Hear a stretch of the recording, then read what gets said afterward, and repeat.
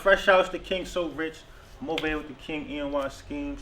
So listen, man, first and foremost, let me shout out MLB Gordo, man, because we was on the phone, we was chopping it up, and he helped me put this interview together. You know, Herc sent the word, and it's an honor to be here with the King. We talking real jewels, we talking real facts, we talking real inspiration, we talking real motivation. 'Cause at the end of the day, you know, individuals think prison is something to glorify. They think it's the spot to be. They think it's something ill. That shit's duck shit. It's horrible. It ruins lives, right? Yeah. So now we here to talk. At the end of the day, we made it past the hellfire, right? So look, you the second person on here from New York. Fresh out when we tapping into New York. So like you from East New York, Brooklyn. East New York, Brooklyn, right? So like a lot of times we hear about East New York, maybe from different artists or different individuals, right? But can you tell us about the East? What was life like for you growing up in the East? What was your childhood like from a youth to a teenager leading up to when you got incarcerated? You know, East New York is like, niggas already know about East New York, man. At 3 Train, everything, Mulocks, Boulevard, the Bammers, you know what I'm saying? Even Starray City, Sleep City. You know, it shit start getting real over there, shit'll get real, you know what I'm saying? That's why I got locked up.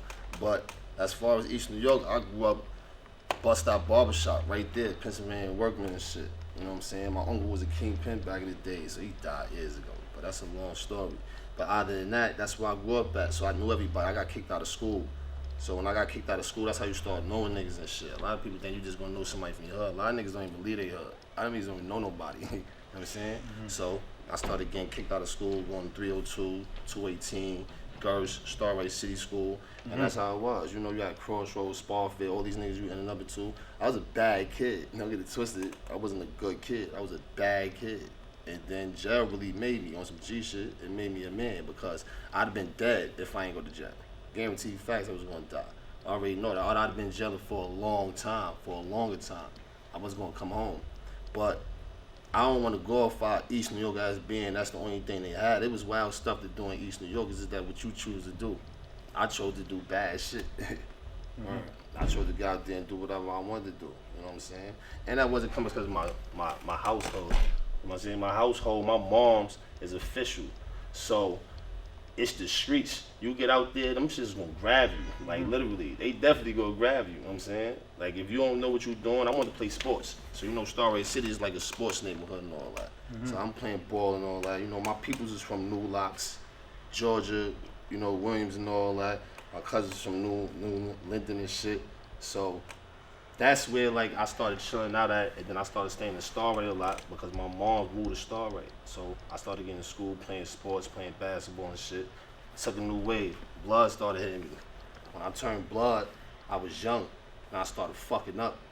So I went into the wrong wave. When I went into that wrong wave, that's what got me in jail. I'm glad I went into that wave because the reason why I went into that wave because it was a different thing than it was a fashion to me. I ain't know nothing about it. Like really, I ain't know nothing about it. It was a fashion to me. So when I started getting to that wave, it was fun to me. Nothing else. Nobody taught me nothing. My pops or nothing. You know, my pops died recently or whatever. You know what I'm saying? Sorry to hear that. And you know, I'm sorry too. You know what I'm saying? Because he wasn't there for me. A lot of people wouldn't even like that he wasn't there for me because I had to go into the streets. I had to follow behind somebody else. I wasn't a leader. I had people following me. You know what I'm saying? And I wasn't leading them right. I just telling my mans in the car. A man is a leader, provider, and a protector. If you ain't got them 3 things right there, you can't do nothing. You know what I'm saying? I ain't have none of that. I just had a bunch of dudes with me from my hood. We don't know what we doing. We gonna play ball. We gonna play ball one day. We gonna smoke weed. Then we gonna smoke weed one day. We gonna beat somebody up. We gonna beat somebody up one day. We gonna be fighting. You know what I'm saying? Our minds wasn't there. So I can say everybody ain't really have a real leader in their household. If you had a leader in your household, you'd be going to work or you'd be going to school every day, making sure your books is right, making sure your grades is right. And my mom did it. She couldn't do that a lot. That's why I said she was a man and a father, a man and a mother at the same time. She couldn't be there for me how she wanted to be there for me. You know what I'm saying? I had an older brother. He was in the streets too. So it wasn't no man. So the man had to be there. And I couldn't become a man in the streets by myself following everybody else. I had people following me. You know what I'm saying? So that's why I fucked up that. But why I said that I was glad that I turned blood because it felt like blood was a way that I started following and having people that like brothers, you know what I'm saying? Now it's crazy how blood can be your brother. Cause real talk, dudes in jail right now is my man.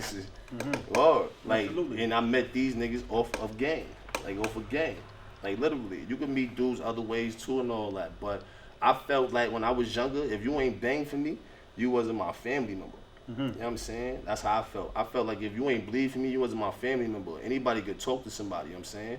But I felt like, yo, if you wasn't banging for me, it was ways that I couldn't deal with you. You could deal with other people other ways, you know, business ways and stuff like that. But I felt that that loyalty had to come from blood dripping. That's how I felt, you know what I'm saying? So that's what made me be cool in the other neighborhoods and shit. Because it was dudes that felt like me. You know what I'm saying? It was dudes like you. Damn, this dude just jumped out with me in the window and all that. Yo, we cool. And then that's how you know what loyalty is. That's how I felt I know what loyalty was. I ain't know loyalty besides that unless you was riding with me. That's the only thing I know about loyalty. I know about loyalty with my mom's. That's Karen. That's my female. I was the only female in my family. You know what I'm saying? But other than that, females ain't really got too much loyalty for you if it's outside your family. So that's why my brothers is my mans. He's my family. You know what I'm saying? Because they bled for me. I did my bid with me. 13 years. Still farming with you. Still farming me. They still here. One of them set up the interview right now with you. You know what I'm saying? You know, I got 3 that died. Rest in peace. I'd have been dead with them too, but you know, that's why I said the only thing I know about East New York is the loyalty. Other than that, every neighborhood is like East New York, Chicago, LA, or whatever. It's dudes outside doing whatever they want to do. But when you outside, what you gonna do? I felt like only thing in my hood was to do was to get in trouble. All right. No, absolutely. I wanna touch on that aspect of loyalty, man, because like I mentor youth. That's what I do, right? And so I talk to a lot of young people, and a lot of times I tell them like, yo, listen, I'm big on loyalty. However, growing up, I feel like I had a misconception of loyalty. Like my man, like you said, I'm going all the way, right? I went to jail for a situation with my mans, right? But then at the same time, I had a son. Right? I had a son, so I fall back and I think about it and I say, yo, like, by being loyal to my mans, I was disloyal to my son, right? Because I brought him into the world, and I'm his father. I'm the one that's supposed to teach him. Like, yo, listen, this is how you become a man, like you said. This is what a leader is. This is what a protector is. This is what a provider is. I'm the one that's supposed to put him to bed. I'm the one that's supposed to take him to school. I'm the one that's supposed to teach him how to look out for people that's fake and people that's real. I'm the one that's supposed to do all these things for him, but I wasn't there. And, you know, like, unconsciously, I left him out here by himself. So that's something, like, that's how I look at it. That's something that always touched me, because and I remember that, because I said, damn, like, I was loyal to the streets, I was loyal to my peoples and all that, but I was disloyal to my son, and that affected him negatively, even though he's strong, he's thorough, he's intelligent, and he was able to push through all of the obstacles that he had to face while I was gone.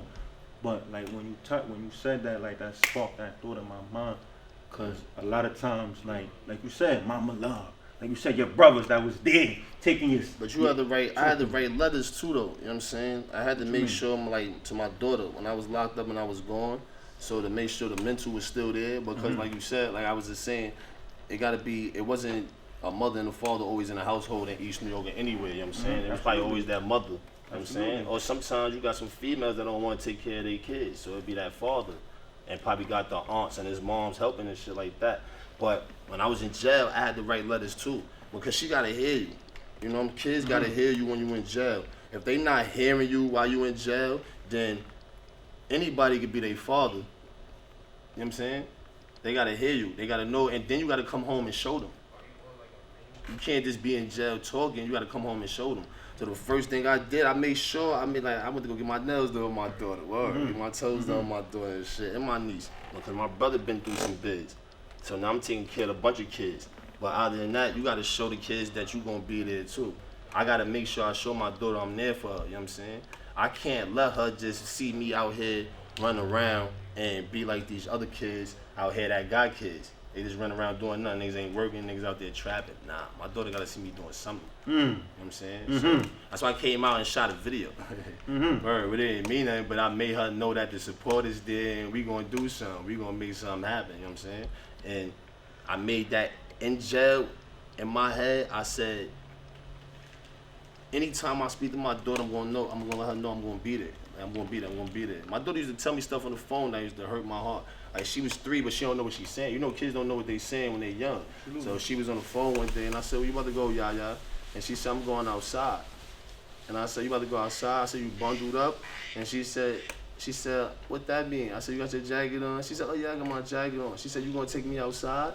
So when she said that, I didn't know what to say. I still had like 10 years left. So I told her I had to come up with something quick. I didn't want her to make me quiet at that age. I said, "Soon, I'm gonna take you outside soon. Go out with mommy right now." But you know what I'm saying? I'm in jail. That shit gonna sit with you. Absolutely. Word. I can't take my daughter outside. I'm sitting there stuck off them words. Nobody don't know what we going through, man. And you can't make it to your seed. That's why you gotta have the support. You gotta have your moms. You gotta have everybody there. If you a dirt bag, you ain't gonna have no support. It's gonna show. Word. It's gonna show. Then you're gonna be asked out, going to court and all that. You know what I'm saying? Back and forth to court for your seeds and shit. Your seed don't know you. Now your seed don't even care about the court shit no more. She wanna go with her aunt or her mom's or her sister. You know what I'm saying? No, absolutely, man. Absolutely. I'm interested to know. Like, talk to us a little bit more about the conversations that you had with your daughter. Like, how did those conversations go? Like, well, she know chess. You know what I'm saying? She know how to play chess. So that right there, that messed my head up in the beginning. Like, you know how to play chess at the age she knew how to play. That was 9 years old. But she ain't really know how to strategy. You know what strategy is chess. So like I told you, we played chess all the time. So certain conversations like that was good. Like she started learning different languages. You know what I'm saying? So when she started learning different languages, she started hitting me in my head like, damn, my daughter is really smart. And she'll be teaching me stuff. She's a debater. You know what I'm saying? She's in the debating class. So anything you say to her, and if you say it wrong, she's gonna debate you. Yeah. She's gonna debate you. Don't get it twisted. It's good and it's not good because a debate will always be a thing that you gotta find a fact. You know what I'm saying? So I don't want the school system to always certain stuff that we learned in jail too. We know we did. We know we looking up. We know we researching, and we got facts too. You know what I'm saying? Because when I was in school, they wasn't teaching me shit. Don't get it twisted. I ain't want to learn shit, but I know that they wasn't really teaching a lot of shit, a lot of history that we learned in jail. You know, the truth. Yeah, the truth. About our culture and our people. Yeah, you know, message to the black man and all that. We was reading and stuff like that. And then you start, don't get it twisted. You got to learn certain things. So I don't never want my daughter to think that they always telling the truth in school. Go look up this stuff. You know what I'm saying? Go do your own research. Go do your own research. Like, don't never let them tell you that this is that and whatever. Nah, you can't listen to that because now you'll be stuck. And then now you ain't doing no research. And then now when you get in front of somebody, it's a debate. You know what I'm saying? So now I try to avoid debates. I try to have facts. Like my man tell you, I tell him all the time, let's bet money. Now if I bet money, I'm trying to have facts. I ain't trying to lose this. I ain't trying to lie about nothing. I'm trying to have all my facts right there in front of you. So that's why I used to tell my daughter, like, don't never lie to nobody. You ain't got no reason to lie to nobody. You know what I'm saying? If you want to have facts, you're going to always have facts. Absolutely, man. My brother, Body Language from Yonkers, man, he used to always say, a wise man or woman never speaks about anything they don't know. Yeah. You know what I'm saying? So, nah, absolutely, man. All right, nah, you already know we here. We got NY schemes. Listen, we talking knowledge, man. Message to the black man, Elijah Muhammad. How to hustle and win, supreme understanding. How to hustle and win, part 2, supreme understanding. Listen, get your knowledge up. Get in them books. From niggas to gods, part 1 and part 2. Get in them books. Let's get focused. Fresh out. We here with NY schemes. You already know.